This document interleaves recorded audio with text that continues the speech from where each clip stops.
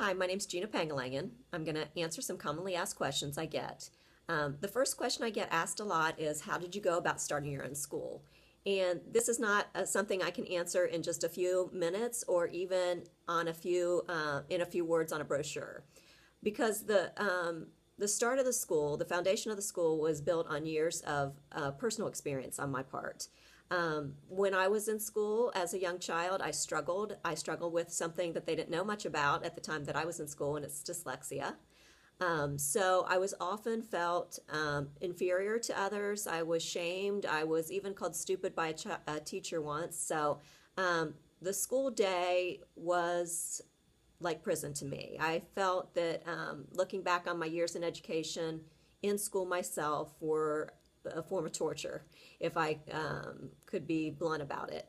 But at home, I felt good. I felt like my parents supported me. They did not think that I was stupid. They gave me tutors and different things, and they ended up finding an answer to my struggles, which was the dyslexia.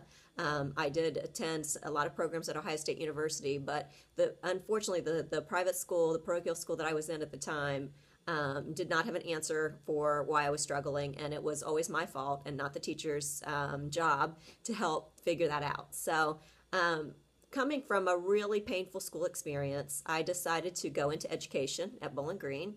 When I went to college, I hid my dyslexia in high school, overcome it with a lot of different methods so that no one had to know. So I did go off to college with this somewhat of a secret about my history and my learning problems. But in college at Bowling Green, there were resources I got involved in to give me support. I taped my lectures, did things like that, and I was very successful in college. And I think the reason is, once you figure out what your real calling is, it doesn't matter how well you perform on a test to show that you're intelligent. And I was able to prove to my peers, my teachers, even my cooperating teachers when I was student teaching, that I did have the intelligence and the desire to be a good teacher. So at Bowling Green, I did study education. I was bound to make a difference. I was bound to a promise I made to myself to not ever let any child in my class feel the way that I did when I was in school. So I went on to study education. I came out of Bowling Green with a double major in elementary education and special education. I really liked my special ed field because it gave me the tools to find the missing answer to somebody's educational problems. Not all teachers can teach and just come in through the front door. Sometimes we have to go around the back and figure out what is the problem with the child. And it's always the teacher's job to do that. It's not the child's fault. So I really enjoyed special education more and pursued that when I got out of school. I did go back and get involved in a master's program at Ohio State for early childhood education. But it was really my special education experiences that gave me the foundation to understand that we all learn in different ways. And even a child with a learning disability doesn't mean they're not academically or intelligent. It means they're academically challenged, and we got to find a way to educate them. It doesn't mean that they're not capable of learning. All children are capable of learning. It's up to us as a teacher to figure out how to do that. So I spent a lot of time in education in the Columbus area, suburbs, Westerville, Worthington, and I ended up moving to the Dayton area and got involved in Centerville schools in a regular education program in kindergarten. But I often had special education students in my classroom. But my kindergarten experience gave me this understanding that all children come into school with different experiences. My kindergartners ranged from children that did not recognize one letter to some little 5-year-olds that were ready to read. So again, another challenge to make sure as a teacher I'm meeting the needs of all my children, making them all feel valued and loved no matter where they're at on their educational journey. It was my job to meet all their needs. I did not want to have one child sit idle if they were already ready to read. And I did not want the other children that weren't ready for that to feel inferior because they were right where they needed to be. And we progressed through the kindergarten experience greatly. Everybody was able to work at their own pace. I had great experiences in my kindergarten journey. I then became a mother. I had 2 little girls within 18 months of each other that were both very different. My older daughter wanted to sit down and play school with me, and teaching her alphabet and learning how to read was very easy for her. because she enjoyed that. My second daughter did not have any learning problems at all. She just wanted to play. And so I had to find other ways to meet her needs. I had to find other ways to trick her into learning through her play. Which, as an educator, I knew that was the case. I knew all children were different, but to have two children in my own home with the same genetics, only 18 months apart, and being so different with how they wanted to learn or how they were equipped to learn. So that's part of my journey too, understanding that all children come to us with different talents and different gifts and different strengths and different weaknesses. And it's up to us as a teacher to give them those experiences in the way that they enjoy and learn best, because that's when the information will stick in their long-term memory. And that's how they'll progress quicker if we do that. It doesn't mean that children that don't get that are going to struggle. It just means it might take a little bit longer, and it's certainly not going to be as enjoyable for them. So my own children added to my experiences. So all these things going on inside me, having my own children, I did desire to stay home for a few years with my children, but at that time I really listened to other parents out there that were struggling with their children in a traditional school. They often felt there's something wrong with my child. My teacher said they're struggling, and they were often coming to me for educational advice.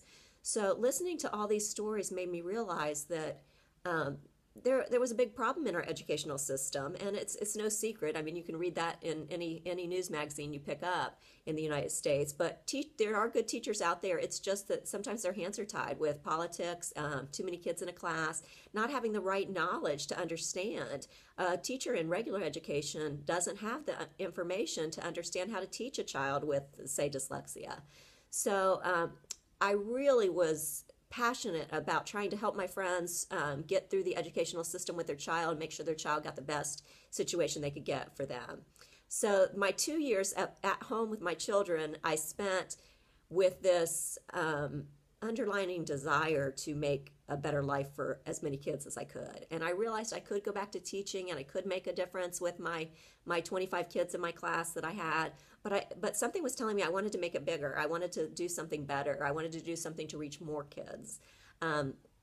So at that time, I was really doing a lot of soul searching. I was watching some Oprah shows, and which that's another story for another day, is being invited to be in the Oprah audience after telling my story. But there was often things about, if you don't like something, you have to be the one for change, and you have to go out there and fix it. So I was just really struggling with what can I do? And lo and behold, it was time for my older daughter to go to school. And the big dilemma came up. My husband and I both went to parochial schools, but I was a public school educator. Where were we going to send my daughter to school? So looking at her little face and thinking about her riding that school bus to this big suburb school system that we lived in was really scary to me as a parent. So I did choose the parochial school, thinking I wanted something a little bit smaller for her. She was already reading by the time she went to kindergarten. So unfortunately, the parochial school did not challenge her anymore with her reading. It was almost a year of repeated academics for her. There was a point where her teacher said that she thought she was ready to read by Christmas, but she was already reading at home. So that made me really sad as a parent, especially as an educator, that I did not want 1 year of my child's education to not be progressive and not having her keep desiring that level of learning. So with another soul searching prayer time for me, I decided to go ahead and try the public school in my area.